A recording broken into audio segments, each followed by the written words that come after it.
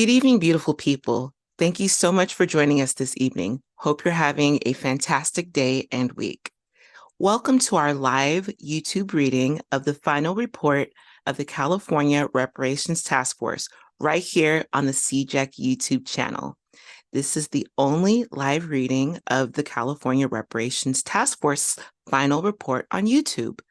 The final report of the first in the nation California Reparations Task Force is one of, if not the most important government reports about the Black American community since the 1960s. Equally important is also the foundation for current and future reparations legislation in California. The report is nearly 1,100 pages long, and we're bringing every single page of it to you, chapter by chapter, every week on Thursdays at 7 p.m. PST, so that you are properly educated in your advocacy for reparations in California. Today's reading of the final report is presented to you as a community service with support from the Reparations Organizing and Mobilizing Team at the Coalition for Just and Equitable California. CJEC is California's leading grassroots organization born for reparations and reparative justice for Black American freedmen living in California. For more information on CJEC and our work helping to enact the law that created the California Reparations Task Force, California's law requiring state agencies to collect data on descendants of U.S. slavery, the Act to End Current Slavery in California State Prisons, the California Freedmen Affairs Bill, and much more, visit www.cjec-official.org. Before we go any further, right now, I need you to do three things. First, connect to our YouTube channel by liking this video, hitting the bell for reminders, and subscribing to our YouTube channel. Second, get connected to us on social media by following CJEC on Instagram, TikTok, Facebook, and X, formerly known as Twitter. You can find us using @CJECOfficial. Finally, get informed and involved. To do that, visit www.cjec-official.org to sign up for current and accurate California reparations news and info on our Get Involved page, and support our work by volunteering and/or donating. To donate, just click the Donate tab on the homepage of our website. Special thanks to our amazing fiscal sponsors, the California Black Women's Health Project. You can learn more about our fiscal sponsor, the California Black Women's Health Project, at www.cabwhp.org. By way of introduction, my name is Iris Peoples. I live in Santa Rosa, California, and I'm from the Bay Area, California. And I'm a volunteer reparations advocate with CJEC's Reparations Organizing and Mobilizing Team. The agenda for today, Chapter 19 of the final reparations report of the California Reparations Task Force. The title of the chapter we're reading tonight is Chapter 19, Policies Addressing Enslavement. You can follow along in the reading. Download tonight's chapter or the full final report yourself by going to our website, www.cjecofficial.org/reports. Okay, we are about ready to start our reading, but before we do, I have some special thanks and announcements to make. First, as always, I'd like to thank our good friends at ETM Media Group on YouTube for their live readings of the first California Reparations Report. You can watch their readings of the first report on their channel at ETM Media Group on YouTube and on our website at www.cjec-official.org/videos. Second, for those of you who don't know, historic reparations legislation in California is here and more is coming.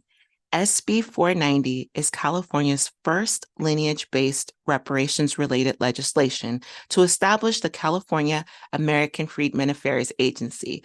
The bill was introduced by State Senator Stephen Bradford and will move forward in 2024. To read the bill, visit www.cjecofficial.org/advocacy. Third, as mentioned, more historic reparations bills are coming. Over the next several months, more reparations bills will be written. During the 2024 legislative session, we'll see those bills introduced and start moving towards passage by majorities of both the California State Assembly and Senate. To pass reparations bills in 2024, we need 41 assembly members and 21 senators to say yes. When those bills are passed, we need our governor to sign the bills. So, to make reparations a reality in California, the math is 41 plus 21 plus 1. That's 41 assembly members, 21 senators, and 1 governor. 41 plus 21 plus 1 equals reparations in California. Last but not least, special thanks to CJEC's reparations and organizing and mobilizing team, and specifically our volunteer final report readers. And without further ado, Chapter 19 of the California Reparations Task Force final report. Chapter 19, Policies Addressing Enslavement. 1. Policy Recommendations. This chapter details policy proposals to address harms set forth in Chapter 2, Enslavement. The task force recommends that the legislature take the following actions: enact a resolution affirming the state's protection of descendants of enslaved people and guaranteeing protection of the civil, political, and socio-cultural rights of descendants of enslaved people. Amend the California Constitution to prohibit involuntary servitude. Require payment of fair market value for labor provided by incarcerated persons, whether in jail or prison. Emphasize the rehabilitation in the California Department of Corrections and Rehabilitation, CDCR. Abolish the death penalty. Prohibit private prisons from benefiting from contracts with CDCR to provide reentry services to incarcerated or paroled individuals. Enact a resolution affirming the state's protection of descendants of enslaved people and guaranteeing protection of the civil, political, and sociocultural rights of descendants of enslaved people. According to the UN Principles on Reparation, full and effective reparations must include, among other elements, restitution, satisfaction, and a guarantee of non-repetition. To satisfy these requirements, the task force recommends the legislature adopt a resolution affirming the state's protection of descendants. The resolution should also guarantee the protection of the civil, political, and socio-cultural rights of descendants. Amend the California Constitution to prohibit involuntary servitude. As discussed in Chapter 2, Enslavement, and elsewhere throughout this report, the legacy of slavery persists and continues to have devastating impacts on the descendant community in particular. One persistent vestige of slavery and ensuing efforts to subjugate and steal the labor of African Americans is a form of involuntary servitude that continues to exist in California and is, in fact, mandated under California law. Although the California Constitution prohibits slavery, it still permits involuntary servitude as a form of criminal punishment. Article 1, Section 6 of the California Constitution states, quote, "Slavery is prohibited. Involuntary servitude is prohibited except to punish crime," end quote. This, quote, exception, end quote, is particularly disturbing given that this constitutional allowance for involuntary servitude is applied excessively to African Americans because they have been disproportionately targeted for enforcement and subjected to a criminal justice system that has historically been used for the very purpose of involuntary servitude. The persistence of state-sanctioned involuntary servitude is a reality for tens of thousands of incarcerated individuals throughout California. Overall, approximately 58,000 incarcerated persons are assigned jobs in the state's prisons, working an average of 6.5 hours per day for a total of approximately 32 hours per week. Approximately 7,000 incarcerated individuals work for the California Prison Industry Authority, which creates products and provides services to the state, other public entities, and the public. Individuals who are incarcerated in California perform a wide variety of jobs, including food service, clerical work, custodial work, and construction. With the exception of firefighters, these incarcerated individuals are typically paid less than $1 per hour. The task force recommends the legislature amend the California Constitution to end involuntary servitude and thereby dissolve a remnant of slavery and a continued cause of racial inequality.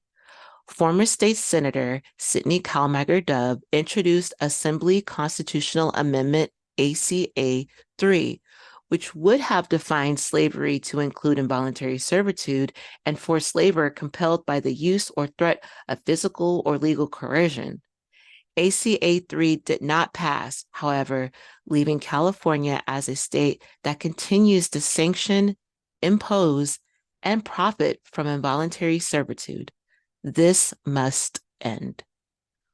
Require payment of fair market value for labor provided by incarcerated persons, whether in jail or prison.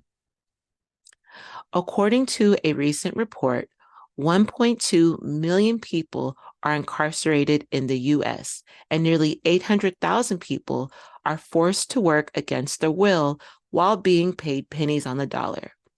Incarcerated workers generate $2 billion in goods and $9 billion worth of prison maintenance services, yet are only paid on average between 13 and 52 cents per hour. The task force recommends the legislature provide payment of the fair market value of the labor provided by incarcerated persons, whether they are in jail or prison. Toward a similar end, State Senator Stephen Bradford introduced Senate Bill number 1371, which would have required the Secretary of the CDCR to adopt a 5-year implementation schedule to increase the compensation for incarcerated individuals working under CDCR's jurisdiction. Nationwide, incarcerated workers generate $2 billion in goods, but are paid on average between 8 cents and $20.44 per hour in California. Emphasize the rehabilitation in California Department of Corrections and Rehabilitation, CDCR. As discussed in Chapter 11, an unjust legal system, mass incarceration has been used to reinforce the subjugation of African Americans nationally and in California. Recidivism is a substantial contributor to mass incarceration. According to CDCR data, approximately 2/3 of formerly incarcerated people in California will recidivate, meaning they will return to prison within 3 years, either through new offenses or parole violations.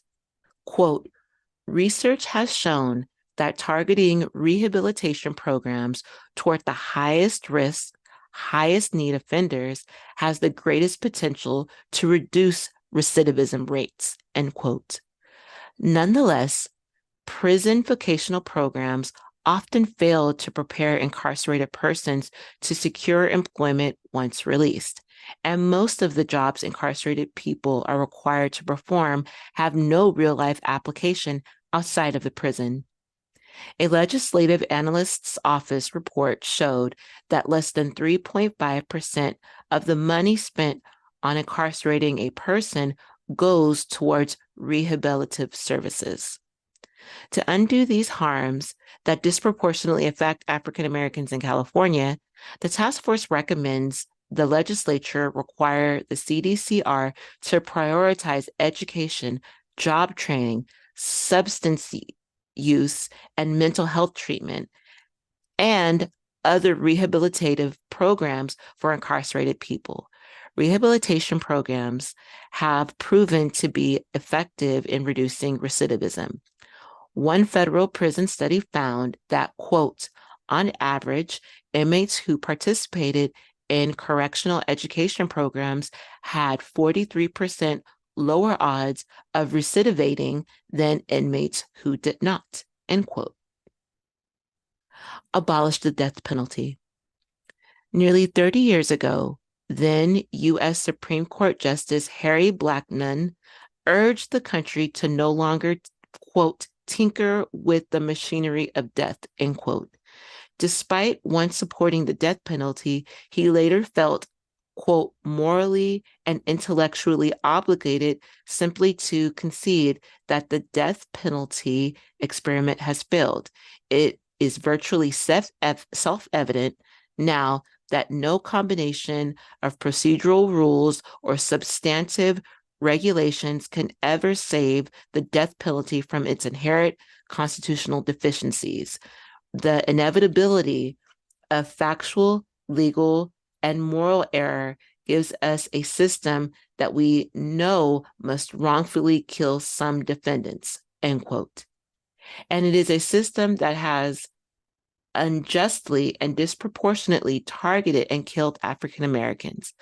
For example, quote, despite accounting for only 6.5% of California's population, over 1/3 of people on death row in the state are Black, end quote. Another example can be found from a 1977 through 1986 San Joaquin County study, which, quote, found that the likelihood of being charged with a special circumstance for defendants in cases with a Black victim was 1/5 the likelihood in cases with a white victim, end quote.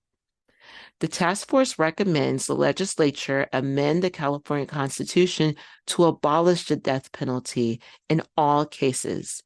In 2021, the California Committee on Revision of the Penal Code issued a report recommending abolishment of the death penalty. The committee found that the death penalty in California has not only become too costly, it has been imposed arbitrarily and discriminatorily, particularly against African Americans. The committee also found that no matter what safeguards are imposed, innocent people are far too often sentenced to death. In 2019, Governor Newsom declared a moratorium on executions in California. In 2020, Assembly members David Chu and Mark Levine introduced Assembly Constitutional Amendment 2, which would have abolished the death penalty, but the bill died in committee. At the time of this report's publication, 23 states had abolished the death penalty, and 3 states, including California, had moratoriums on its use. Prohibit private prisons from benefiting from contracts with the CDCR to provide re-entry services to incarcerated or paroled individuals.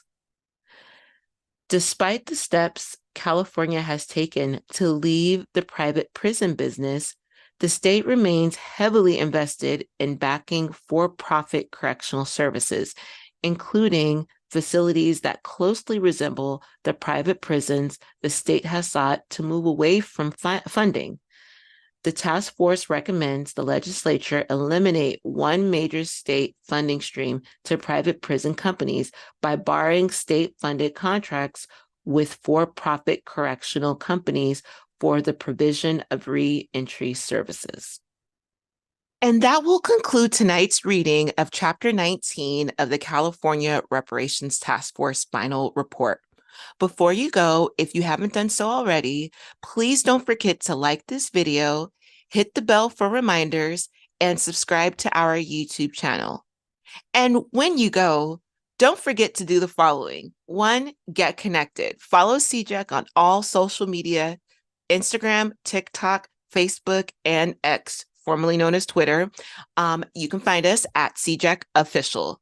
2, get informed. Visit www.cjecofficial.org. That is www.cjec-official.org and sign up for current and accurate California reparations news and info on our Get Involved page. 3, get involved. Support our work by volunteering and/or donating. To donate, just click the Donate tab on the homepage of our website. Special thanks to our amazing fiscal sponsor, the California Black Women's Health Project. Thank you all so much for your time.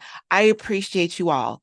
We are closer to reparations than we've ever been in California. Have a great night.